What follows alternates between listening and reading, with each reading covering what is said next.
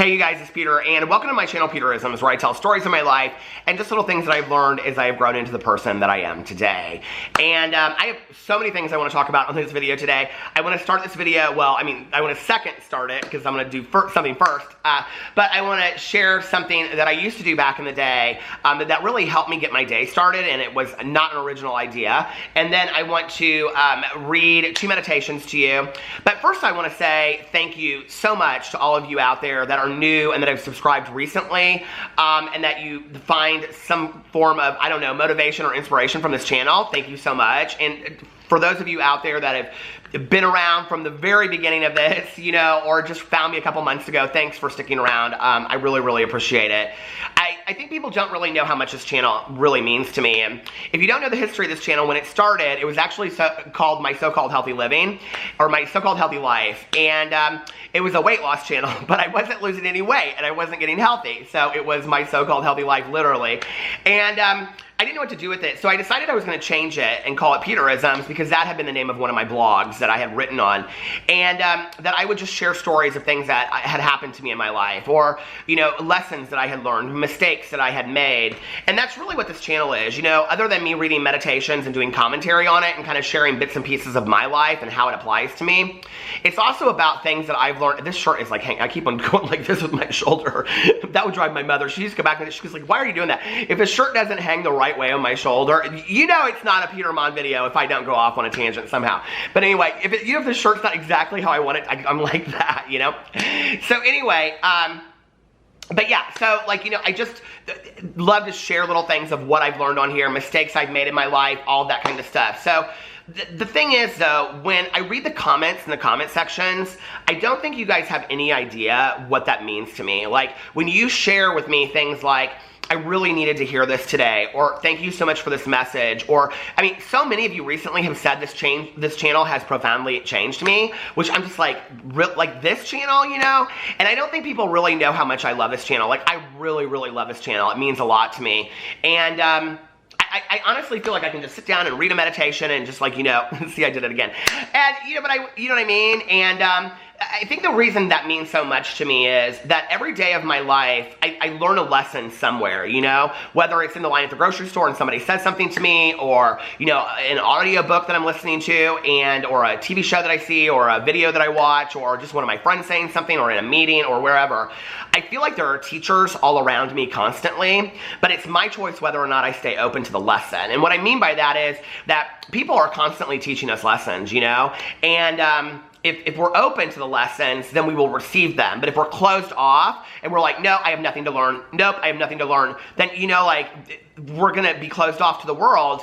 And it was kind of like back in the day, you know, I remember struggling with this kind of idea of having a higher power. And, you know, I remember that it was very important to me that it was organic and natural, that it wasn't just like, I was like, okay, I believe in God now, or whatever. Like, I needed to internalize it. Because for so long, I had met people that would say they believed in this or say they believed in that, but they didn't seem like they really internalized it. So until I could really felt in my heart of hearts, okay, that I internalized a belief in a higher power, or could trust in that, or have faith in that, then I couldn't say it for myself, you know? And I remember one time, like, I always believed in something, but I didn't know what I believed in, you know? I remember I was listening to this speaker share their story, and it was on a website that has, like, a lot of 12-step speakers called xa-speakers.org. I will list it below. It literally has, like, every 12-step program in the entire world and speakers, and they're all free downloads. So anyway, I was listening to her lead, and she shared in there that she was, like, on a beach somewhere, and she had met this woman that was also in a 12-step program, and the woman had been sober for a long time. And they were looking at the sun, and they were talking about how beautiful it is, and the woman was talking about how she really struggled with her higher power. And the older woman that was with her that had been sober a lot longer said, you know, when you are closed off to learning the lessons, whether they're about a higher power or just lessons that people teach us, it's like holding an umbrella up from the sunlight of the spirit. So it's like sitting on a beach with an umbrella and wondering why you're not getting any sun, right? Like, you're closed off to the world. I don't want to be closed off to the world. I want to learn lessons all over the place. Do you know what I mean? Like, and I look for lessons because I get so excited when I learn a new lesson. And one of the things that I do, so that's why it means so much to me when people are like, this really impacted me today, or I really needed to hear that, because to be the medium for that, because it doesn't come from me. This is just me sharing things that I've learned, or mistakes I've made, or screw-ups I've had, or things I've heard somewhere else that worked for me. That's what it is, or reading a meditation, you know? But one of the things I do is that if I hear something in a video, or I read it in a book, or somebody says it to me, I keep it in a note in my phone, and then I can go back to it and I can reference it. And one of the things that is one of my favorites from Oprah that I ever heard, and I keep this in my phone to reference it about forgiveness, and I've actually read it on here, and that is, forgiveness is giving up the hope that the past could be any different. It means accepting that it has happened to you, not accepting that it was okay. Accepting that it has happened, and now what do you do about it? So the past does not hold you hostage. And the reason I love that quote so much is that really what forgiveness is an acceptance of the past, right? That it's, you know, a lot of times we get stuck in this idea of, well, I wish this had happened differently, or what if this hadn't happened, or what if I hadn't dated this person, or, you know, what if I hadn't worked at this place? Well, what ifs are gonna, you know, like drive us into the ground. They just really are. And so forgiveness is really accepting the past exactly as it happened, not trying to wish it away or what if it, but to say, okay, it happened, but now what am I going to do about it? Am I going to set a boundary? Am I going to be done with this situation? Am I going to move on? You know, what am I going to do at that point? There was another one in here I wanted to read you guys, but I'm sure I don't have it in here. It was from a long time ago, and it was from NPR, but God, I wish I had it in here because it was something that I had heard on NPR. Oh, this is what it was. Okay, I can't believe I found it. So back in the day, I loved to listen to National Public Radio. I heard this story about this guy, and this video has gone in a direction that I never expected. So I'm sorry, but I hope you enjoy this. It's just little tidbits, you know, things that I have learned. Anyway, I used to listen to this thing, and it was on Sundays, I think, and it was like 15 or 20 minutes, and it was called story.org, and they would do story times on NPR. The website is story.org. And it was about this guy, and he had gone to college, and he had applied to like an MBA program in New York City. And his mom really wanted him to be like a businessman on Wall Street, and so did his dad. But he didn't want to go into getting his MBA. He wanted to get his master's in business. He wanted to play piano. And so that summer, he had taken some money that he got from his graduation gift, and he bought this rolling piano, and he would roll it from corner to corner on the streets of New York. Can you even imagine? Okay. And then he would play, and like he would have a tip jar out there and stuff like that, and he would put inspirational quotes like on his piano. Well, he saved up enough money that he decided that he wasn't going to go to his MBA program, much to the not delight of his parents. And he rented a packing truck, and then he put the piano in it, and he like went down the coast of like the East Coast into like New Orleans, Nolans, and then like to Texas, and then he went down to New Mexico. Anyway, he had gone to South America, and at the time that they were interviewing him, he was in South America. I think he was like in Peru or Bolivia or somewhere like that. I can't remember. But anyway, and he was traveling the world playing piano. And in the whole time in the background, they were playing the song Pure Imagination from Charlie and the Chocolate Factory. You know, do you guys know what I'm talking about? In a world of pure imagination. I love that song so much. There are so many great versions of that song out there. But so the woman that was interviewing him, she said, "Can I read what you have on your piano?" And I remember when she read it, and I just got chills. So I want to read to you because it's very simple, okay? But it's profound. And the sign that he keeps on his piano at all times is this: you owe it to yourself to do something remarkable with your life. And when I read that, when I heard that, it just was like, oh my God. Let me see if it has the date on here of when I kept this on here. August 23rd of 2013. Long before I had written my book, long before I had started, a YouTube channel, but you owe it to yourself to do something remarkable with your life. And I heard that and I hung on to it, and it like clicked for me, right? Because we do. This is not a dress rehearsal. We're here, but just once. So whatever that is, whether that's like, making a garden, or whether that's, like nesting your house. I'm really into that right now, or writing a book, or writing a poem. One of the things I'm going to start doing on here, I probably shouldn't mention this because then if I don't do it, I'll be held accountable, but I think it's no mystery that I read a lot of meditations and I love these, right? So I've been kind of pondering the idea actually for years, but the other day I was really seriously thinking about it, that I'm gonna write my own meditation book. And what I'm gonna do is at the end of each day, some lesson that I've learned, I'm gonna come inside and I'm just gonna type it up really quick. And so I'm gonna do it for a year, and then at the end of a year, I'm gonna try to start this in June or July. At the end of a year, I will have a meditation book that I can put together. Isn't that kind of a fun project? So that's something that I'm gonna be working on. But I love the idea that you owe it to yourself to do something remarkable with your life. Don't let this life just go by. And saying that, I want to read to you something that has like always really helped me when I start my day with this, and I've really gotten away from it. And I don't know why today, it just popped into my head. I have no idea why.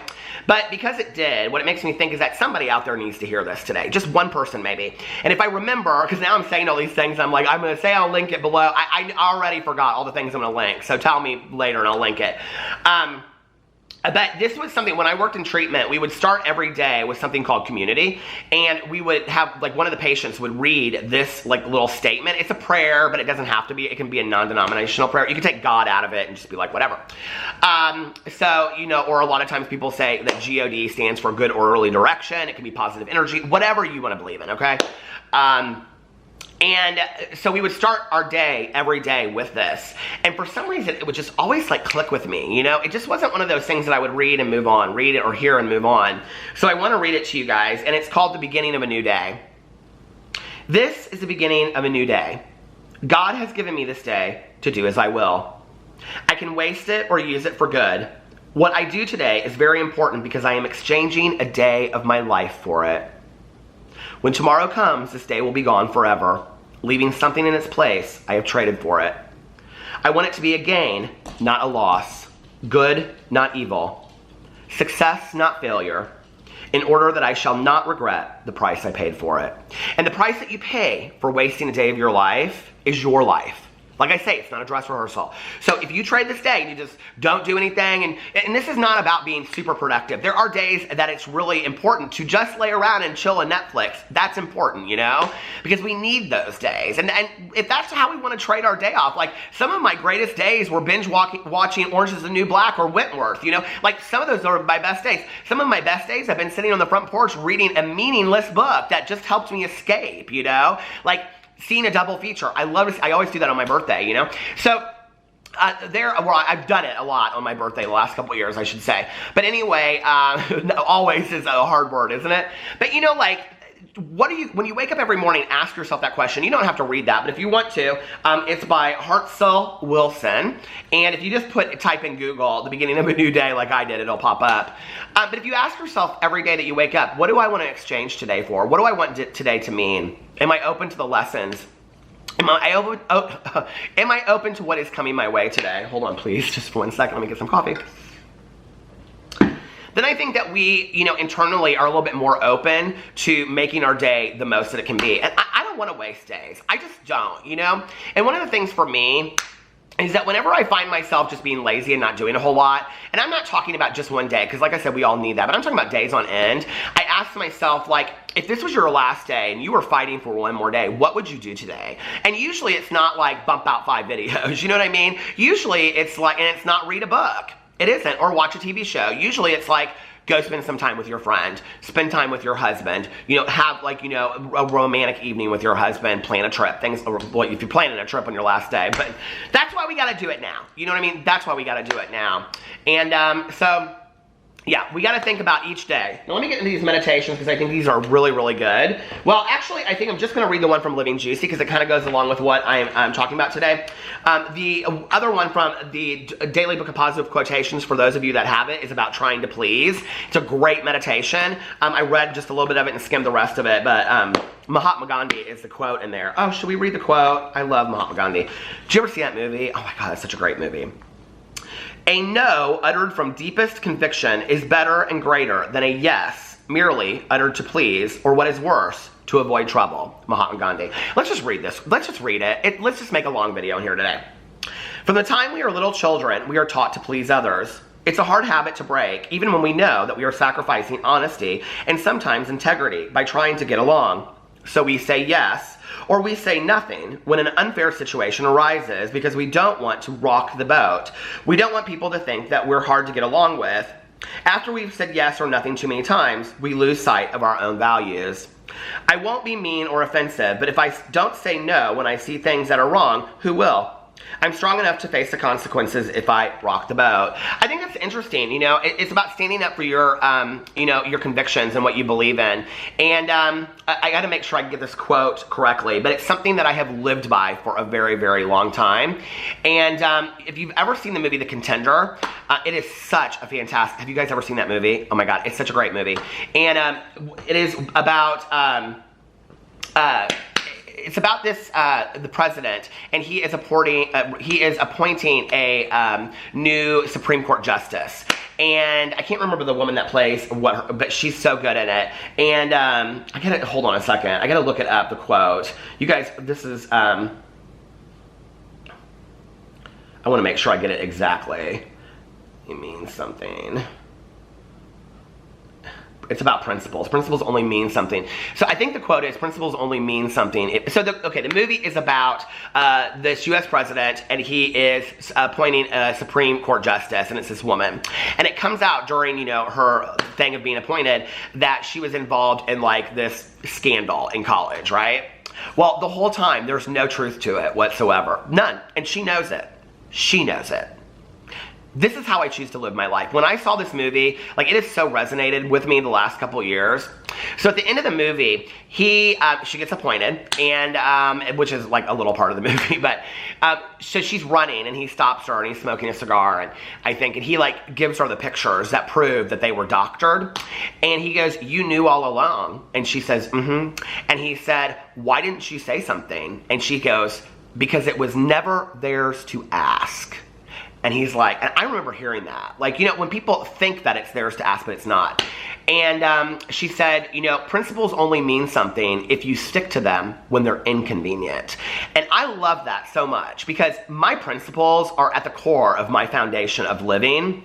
If I go outside of my principles, and listen, it's taken me a long time to get to some of them. I'm not a perfect person. I make mistakes all the time. I screw up. I always have. And I do believe that you build principle and character by making mistakes, by falling down and getting back up. So if those character traits and principles that I have worked so hard to gain, I haven't stuck to them in times that they're difficult, then what do they mean really if I'm so willing to give them away, And I love that quote so much. I don't know if I pulled up the right one, but anyway, that is the quote. I know it. The quote is, principles only mean something if you stick to them when they're convenient, when they're not convenient. So anyway, let's read the rest of that meditation.